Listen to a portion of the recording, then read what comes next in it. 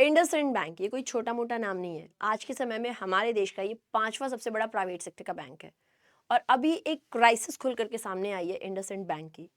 अब अगर हम इस बैंक के बारे में डिस्कशन करते हैं और इसमें क्या क्राइसिस हुई है, इसको एक एक करके समझेंगे। जो इंपॉर्टेंट पॉइंट्स हैं हमारे एग्जाम के लिए, उसके बारे में भी हम डिस्कशन करेंगे। लेकिन उसके पहले ज़रा आप लोग हेडलाइन को देखिएगा। हेडलाइन क्या है? IndusInd bank shares fall on derivative discrepancy crisis. ठीक है, तो शेयर्स भी ऐसे वैसे नहीं, 27% तक गिरे हैं।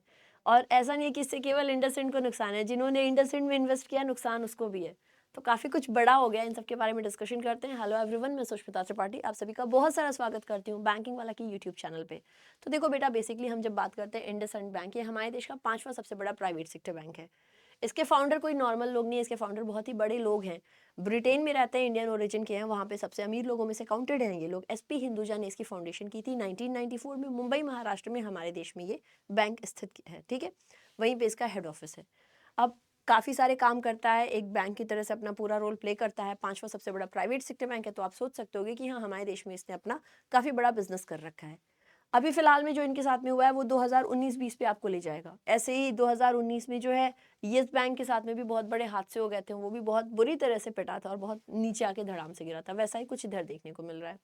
तो बेसिक क्या है, जैसे आप लोग इधर देख सकते हो कि इंडसइंड जो है हमारे देश का 5वां सबसे बड़ा बैंक, इसमें अभी मेजर अकाउंटिंग डिस्क्रिपेंसी हुई है। यानी अकाउंटेंसी में जोड़ घटाना नहीं बैठ रहा है सीधे सीधे। ठीक है, तो कुछ अकाउंटेंसी डिस्क्रिपेंसी हुई है इधर। जो लेंडर है, इन्होंने मंडे को इन्फॉर्म किया अपने शेयर होल्डर्स को। इंटरनल रिव्यू करके फॉरेक्स डेरिवेटिव ट्रांजैक्शंस में देखा गया है कि जो अकाउंटिंग मिसमैच है ये 1577 करोड़ का है। अब आप जरा ये देखिएगा, पोस्ट टैक्स जो कि 2.35% बैंक की नेटवर्थ का है, ये बड़ी बात है। अब जब ये बात खुल करके सामने आई है तो इनके जो पूरा प्रॉफिट था या इनके जो शेयर के प्राइसेस थे वो क्या हुए, वो बहुत बुरी तरह से प्रभावित हुए और वो एकदम से धड़ाम से गिरे हैं। ठीक है, तो ये है इंडसइंड बैंक से रिलेटेड जो खबर है। तो आप ऐसे कह लो ना कि अकाउंटिंग डिस्क्रिपेंसी जो इन्होंने कैलकुलेशन की थी, जो इनके हिसाब से सही होना चाहिए था, वो सही निकल के नहीं आया। आरबीआई ने इनसे कहा था 2023 में कि अपना इंटरनल रिव्यू करें, सारी अकाउंटेंसी को देखें। उसी के बाद से इंटरनल रिव्यू करने के बाद से देखने को मिला है। बेसिकली फॉरेक्स डेरिवेटिव ट्रांजैक्शन है जिसमें कुछ गड़बड़ी देखने को मिली है और इसके साथ ही साथ में 1577 करोड़ की मिसमैच हुई है। ये छोटी मोटी अमाउंट नहीं है कि 1600 से 2000 करोड़ का मिसमैच हो रहा है, बहुत बड़ा है। तो जनरली बैंक्स अपना रिस्क मैनेज करने के लिए क्या करते हैं, फॉरेक्स डेरिवेटिव के ट्रांजैक्शंस करते हैं। ठीक है, करेंसी को बाय और सेल करते हैं। उससे ये लोग अपना रिस्क क्या करते हैं, मैनेज करते हैं, हेज करते हैं कि चलो हम लोग जो है अपने रिस्क को मैनेज कर रहे हैं, अलग अलग जगह पे इन्वेस्ट कर रहे हैं, हमारे अलग अलग पोर्टफोलियोज हैं, अलग अलग टाइप्स में हम लोग भी इन्वेस्ट कर रहे हैं। इन्होंने भी वैसे काम की थी। पिछले 7-8 साल से ऐसा चलता आ रहा था कि ये जो ट्रांजैक्शन कर रहे थे उसमें जनरली अपनी कॉस्ट को कम करके दिखाते थे। तो अब वो चीज़ वहां से जो मिसमैच चलती आ रही थी वो अब जाके एक्यूमुलेटेड दिखा जा रहा है। कितना हो गया, 1577 करोड़ का इनका टोटल मिसमैच हुआ है। ठीक है, मतलब अपना प्रॉफिट दिखा रहे हैं, गलत प्रॉफिट दिखा रहे हैं, शेयर प्राइस बढ़ता था। भाई हम तो वहां पे जो भी मतलब बाय सेल कर रहे हैं उसमें हम कॉस्ट कम दिखा रहे हैं, प्रॉफिट कुछ और दिखा रहे हैं, जिसकी वजह से लगेगा हाँ बैंक को बहुत प्रॉफिट हो रहा है, शेयर प्राइस भाग रहा है। लेकिन जब एकदम से ये बात खुल के सामने आई है कि नहीं, इन्होंने जो भी अकाउंटेंसी की थी that was wrong, internal review हुआ है, अकाउंटेंसी मिसमैच आई, तो पता चला है कि नहीं, ये लोग कुछ कम ज़्यादा कर रहे थे कॉस्ट को जब अपने फॉरेक्स डेरिवेटिव ट्रांजैक्शन कर रहे थे, और उस बीच में जो है इनको काफ़ी लॉस देखने को मिला है। ठीक है, मिसमैच देखने को मिला है, 1577 करोड़ का, जिसकी वजह से जब ये बात खुली है तो इनके शेयर का दाम एकदम धड़ाम से नीचे गिरा है। अब ये बहुत बड़ी बात है जो डिस्क्लोज हुई है, और ऐसा भी नहीं छोटा मोटा बैंक है, काफ़ी बड़ा बैंक है। ठीक है, अब इससे इंडसइंड बैंक का तो नुकसान हुआ है, चलो ठीक है, लेकिन इंडसइंड बैंक में जिसने इन्वेस्ट किया होगा उसका क्या, उसका भी नुकसान हुआ है। जैसे LIC for an example, LIC ने इसमें बहुत सारे पैसे इन्वेस्ट किए थे, एलआईसी का नुकसान होगा। बहुत सारे म्यूचुअल फंड्स हैं जो अपनी तरफ से इन्वेस्ट करते हैं, उन्होंने इनके स्टॉक्स में इन्वेस्ट किए थे, उनका नुकसान हुआ होगा।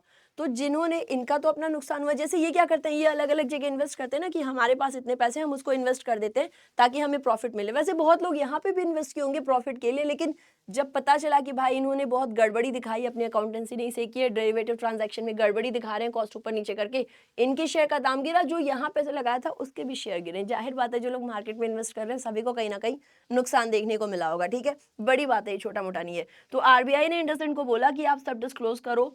फिर इतना ही नहीं, इन्होंने इनकी मैनेजमेंट में भी कुछ चेंजेस करने को कहे। ठीक है, जो इनके चीफ है एमडी सीईओ सुमंत काठपालिया, इनका 3 साल का एक्सटेंशन दिया गया था, अब इसको 1 साल के लिए रखा गया है कि आप 1 साल तक रहो, उसके बाद देखते हैं कि फर्दर आगे क्या करना है। तो ये बेसिकली अभी इंडसइंड बैंक में हुआ है। काफ़ी ज़्यादा आप देख सकते हो कि लगातार डाउन हो रहा था, फिर थोड़ा सा उठा था, अभी फिर से ये डाउन ही चल रहा है।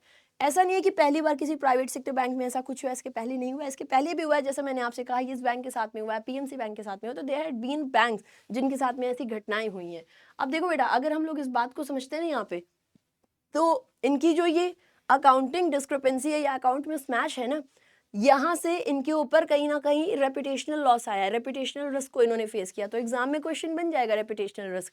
इनके रेपुटेशन पे बात आई कि इन्होंने ऐसा कुछ अकाउंटिंग में स्मैश किया है जिसकी वजह से मार्केट में इनके शेयर के दाम गिरे, तो that would be market risk. So this is how all risk are connected to banks. ठीक है कि आपने पहले रेपुटेशन पे बात आई, आपके मार्केट पे बात आई, बिजनेस पे बात आई, इनका प्रॉफिट गिरा, सारी की सारी चीजें आप लोग देख सकते हो। ठीक है, तो ये सबका सब कुछ एक दूसरे से इंटरकनेक्टेड है जो फिलहाल में ये बैंक अभी फेस कर रहा है। ठीक है, टॉकिंग अबाउट इंडसइंड बैंक, तो जैसा मैंने आपसे कहा हमारे देश का 5वां सबसे बड़ा प्राइवेट सेक्टर का बैंक है अभी फिलहाल में। एमडी सुमंत काठपालिया जी हैं, 1994 में बनाया गया था, मुंबई महाराष्ट्र में स्थित है। Founder was mister SP Hinduja. ठीक है, ये सारे पॉइंट्स आप लोगों को ध्यान रखने एग्जामिनेशन के लिए। रेपुटेशनल रिस्क क्या है, मार्केट रिस्क क्या है, ये भी जैसा मैंने आपको बताया, रेपुटेशन की पे आने की वजह से जो बिजनेस हिंडर हो रहा है that would B reputational risk. Market risk, जो मार्केट में आपका शेयर प्राइस इतनी तेजी से गिर गया है, इतना ज्यादा डाउन हो गया है, इन सब वजह से that is going to create the market risk. Okay, so I hope ये सारे पॉइंट्स आप लोगों को क्लियर होंगे। अब आप मुझे क्या बताओगे कि हमारे देश का सबसे बड़ा प्राइवेट सेक्टर बैंक कौन सा है? ऐसी बहुत सारी चीज़ को डिस्कस करना है, तो जुड़ो मेरे साथ करंट अफेयर्स के सेशन में। और अगर आप टीम बैंकिंग वाला के साथ अपनी प्रिपरेशन अच्छी करना चाहते हो तो आप हमें हमारे बैंक महापैक में ज्वाइन कर सकते हो। एक बारी अगर आपने इसमें एनरोल किया 1 साल के लिए या 2 साल के लिए, तो उस टाइम तक अपकमिंग जितनी भी कोर्सेज आएंगी, हमारी पेड बैच जो भी होंगी हमारे ऐप पर, वो सब कुछ आप एक्सेस कर सकते हो। इसमें आपको 18 एग्जाम्स, 18 या उससे ज़्यादा इनफैक्ट बहुत सारे एग्जाम्स की कवरेज मिलती है। PO mains interview, pre mains interview, PO clerk, हर एक चीज़ की आपको कवरेज मिलेगी। सो अगर आप प्लान कर रहे हो you can join us. 1 year का भी है, 2 ईयर का भी है, एक बार पेमेंट करोगे जितने भी बैचेस आएंगे सब एक्सेस कर सकते हो। सो आई होप थिंग्स आपको सारी क्लियर हो गई हैं। ऐसी और भी बहुत सारी बातें हम करते रहेंगे। Till then thank you so much and happy Holi to all of you. जय हिंद, जय Bharat, God bless you, take care, love you, bye bye.